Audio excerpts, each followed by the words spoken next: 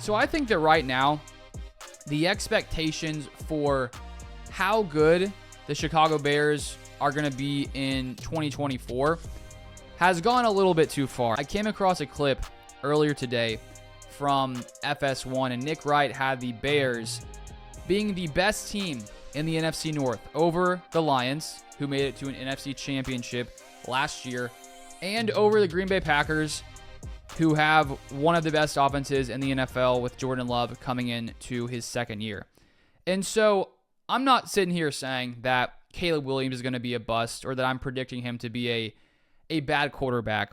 But I do think we have to take into consideration that he is still a rookie. And while last year CJ Stroud came in and really, I think, raised expectations for what people really want to expect for the quarterbacks in their first season, I don't think it's fair to necessarily put that onto Caleb Williams' back. And I think it's important to give rookie quarterbacks just time to develop and grow. And I think that right now, with people saying the Bears are going to be the best team in the NFC North, I just think that the hype for the Bears has gone too far.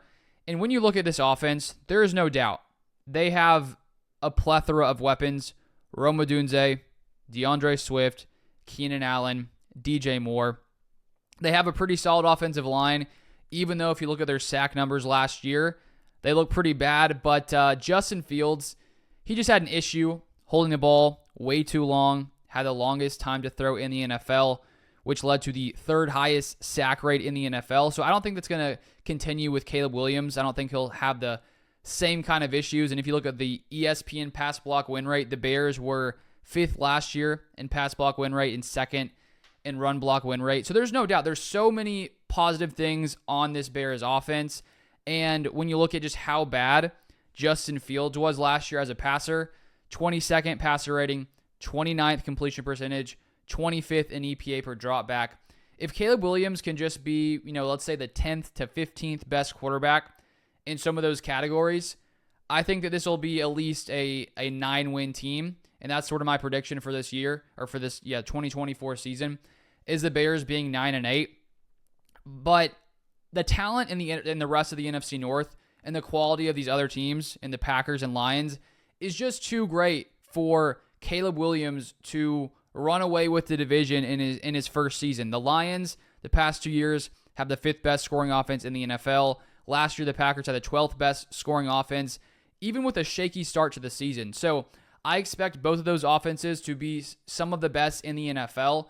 And while I do think the Bears will have improved quarterback play with Caleb Williams, it is not going to be enough to get the Bears to the top of the NFC North in Caleb Williams' first year. And if we move to the defensive side of the ball, a lot of their season will come down to how good this defense really can be. And to end the year last year, they were playing as one of the best in the NFL. They had 18.25 points per game, which if you had put that across the entire season would have been 4th best in all of the NFL. But I just don't think we're going to see that defense, a top 5 scoring defense for the Bears in 2024. If you look at some of those games, in the final 8 games where they really dominated, they played some pretty poor quarterbacks over that stretch. Bryce Young, Joshua Dobbs, Joe Flacco, Taylor Heineke. Last year, they were 25th in pass yards allowed. They did have the best rushing defense, but their pass rush is pretty weak. They were 30th in pressure rate last year. That did bump up to 24th when Montez Sweat came in, but I still think they have some lack of pass rushers there on the defensive line.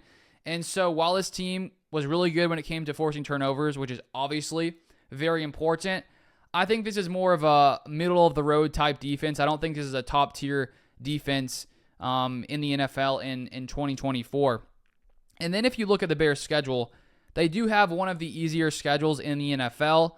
They still have some tough matchups, I think partly because the NFC North these days is so talented with Jared Goff playing at a top-tier level, Jordan Love playing at a top-tier level.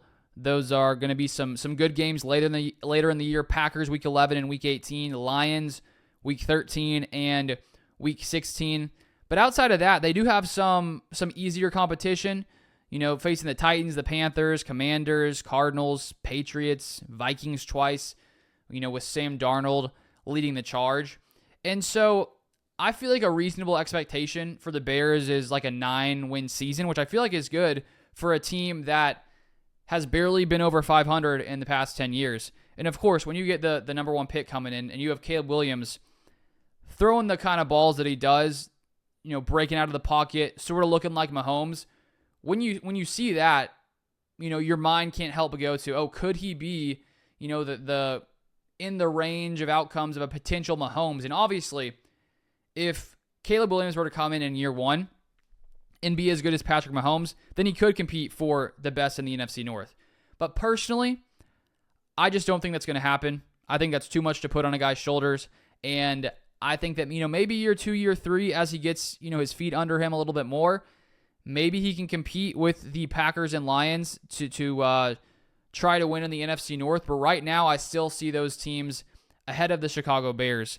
And I also think we can't, completely disregard the fact that, when you look at top draft picks, they don't always work out. So I'm not saying that's going to happen with Caleb Williams, but it's not like he's going to be a surefire 100% starting caliber quarterback for his entire career. I think the Bears have had a poor history of selecting quarterbacks. Even in the top of the draft, Mitch Trubisky, Justin Fields. There's, of course, a ton of optimism around those guys. I do think Caleb Williams is going to be better than those players, but at the same time, we can't rule out that he may not be as good as people think. And sometimes guys, quarterbacks specifically, they have a very, very high bust rate, even in the first round of drafts. It's very hard for teams to figure out who's actually going to be good. The fact that, Patrick Mahomes went where he did, not being a top pick, in hindsight, it's like, how did no one see that he was going to be that good?